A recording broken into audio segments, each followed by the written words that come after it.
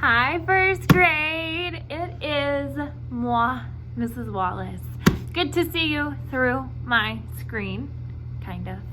And y'all, I know I say every time that I'm going to read you my favorite book, but for real this time, I have a classic book. And I remember when I was a little girl in elementary school. I can't remember what grade, but when I was a little girl, I went to library one time, and at the beginning of library class, anytime I went, our librarian read us a book, like my whole class a book. And I remember her like sitting on the floor. I was sitting on the floor, and she was on this bench by the window, and she read us this book. So it is a classic. I'm so excited to read it to you today. It is called Chrysanthemum by Kevin Hencke. And we are going to be talking about the lesson that we can learn in this book. And so maybe you've already read it, but maybe you missed the lesson. So we're going to dive in, start reading. It is a little longer. So I'm going to like scooch up here so I can read and so you can look at the pictures. But I know my face is really close right now, but that's okay. So, Chrysanthemum. The day she was born was the happiest day in her parents' lives. She's perfect, said her mother. Absolutely, said her father. And there she was. She was absolutely perfect. Her name must be everything she is, said her mother. Her name must be absolutely perfect, said her father. And it was. Chrysanthemum. Her parents named her Chrysanthemum. Chrysanthemum grew and grew and grew. And when she was old enough to appreciate it, Chrysanthemum loved her name. She loved the way it sounded when her mother woke her up. She loved the way it sounded when her father called her for dinner. And she loved the way it sounded when she whispered it to herself in the bathroom mirror. Chrysanthemum, chrysanthemum, chrysanthemum. Chrysanthemum loved the way her name looked when it was written with ink on an envelope. She loved the way it looked when it was written with icing on her birthday cake.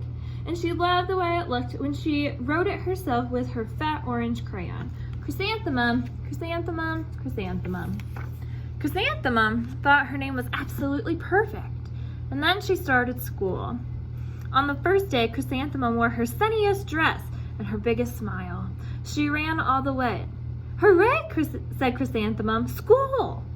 But when Mrs. Chud took roll call, everyone giggled upon hearing Chrysanthemum's name. It's so long, said Joe. It scarcely fits on your name tag, said Rita, pointing. I'm named after my grandmother, said Victoria. You're named after a flower. Chrysanthemum wilted.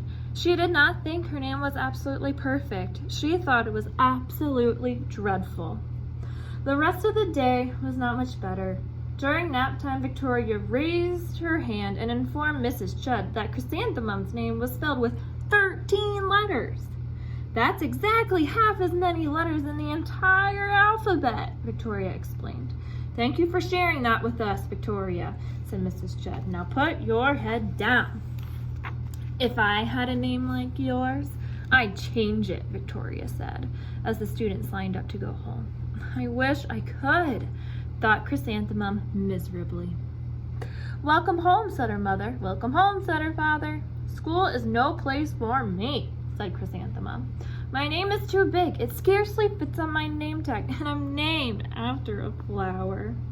Oh, pish, said her mother. Your name is beautiful and precious and priceless and fascinating and winsome, said her father. It's everything you are, said her mother. Absolutely perfect, said her father.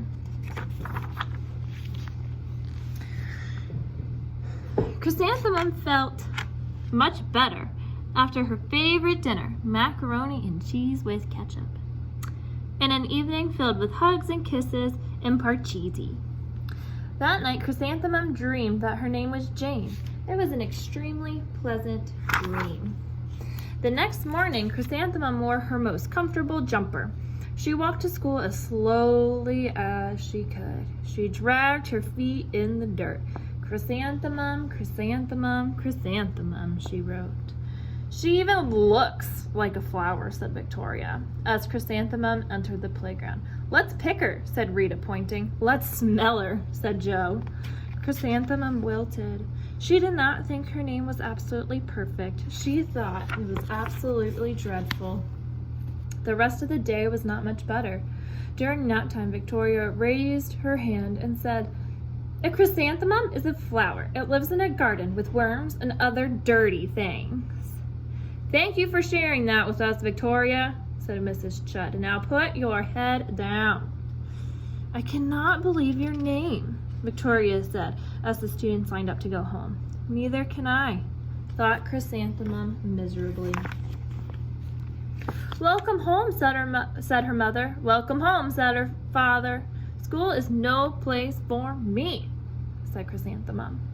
They said I even look like a flower. They pretended to pick me and smell me. Oh, pish, said her mother. They're just jealous and envious and begrudging and discontented and jaundiced, said her father. Who would be jealous of a name like yours, said her mother. After all, it's absolutely perfect, said her father. Chrysanthemum felt a trifle better after her favorite dessert, chocolate cake with buttercream frosting, and another evening filled with hugs, kisses, and parcheesi. That night, Chrysanthemum dreamed that she really was a chrysanthemum. She sprouted leaves and petals. Victoria picked her and plucked the leaves and petals one by one until there was nothing left but a scrawny stem. It was the worst nightmare of Chrysanthemum's life. Chrysanthemum wore her outfit with 7 pockets the next morning. She loaded the pockets with her most prized possession and her good luck charms. Chrysanthemum took the longest route possible to school. She stopped and stared at each and every flower. Chrysanthemum, chrysanthemum, chrysanthemum, the flowers seemed to say. That morning, the students were introduced to Mrs. Twinkle, the music teacher. Her voice was like something of a dream, as was everything else about her. The students were speechless. They thought Mrs. Twinkle was an incredible wonder. They went out of their way to make a nice impression. Mrs. Twinkle led the students in scales. Then she assigned roles for the class musical. Victoria was chosen as the dainty fairy queen. Rita was chosen as the spiffy butterfly princess. Joe was chosen as the all-important pixie messenger, and Chrysanthemum was chosen as a daisy.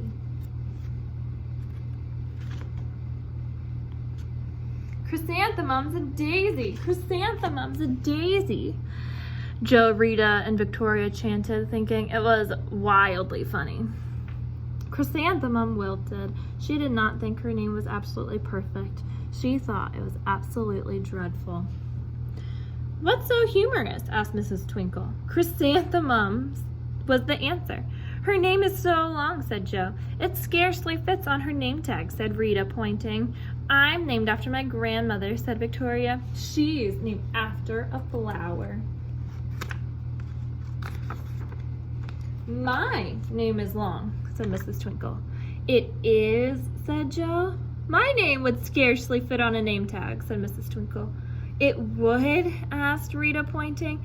And, said Mrs. Twinkle, I'm named after a flower, too. You are, said Victoria. Yes, said Mrs. Twinkle. My name is Delphinium. Delphinium Twinkle. And if my baby is a girl, I'm considering Chrysanthemum as a name. I think it's absolutely perfect. Chrysanthemum could scarcely believe her ears. She blushed, she beamed, she bloomed. Chrysanthemum, chrysanthemum, chrysanthemum. Joe, Rita, and Victoria looked at Chrysanthemum longingly. Call me Marigold, said Joe. I'm Carnation, said Rita, pointing. My name is Lily of the Valley, said Victoria. Chrysanthemum did not think her name was absolutely perfect. She knew it. Whew. What a long book, but what a good book. Can't you see now why I like it so much? So friends, this is the lesson that we can learn from Chrysanthemum.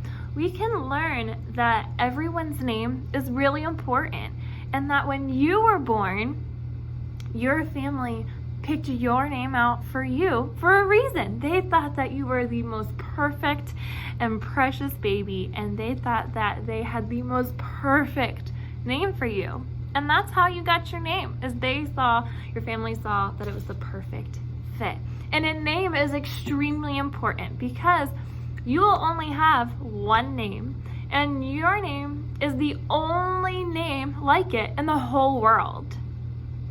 You and your siblings may have the same last name, but they don't have the same first name as you, and they don't have the same middle name as you either. So that's why names are extremely important, because it's you. That's who you are. You are your name.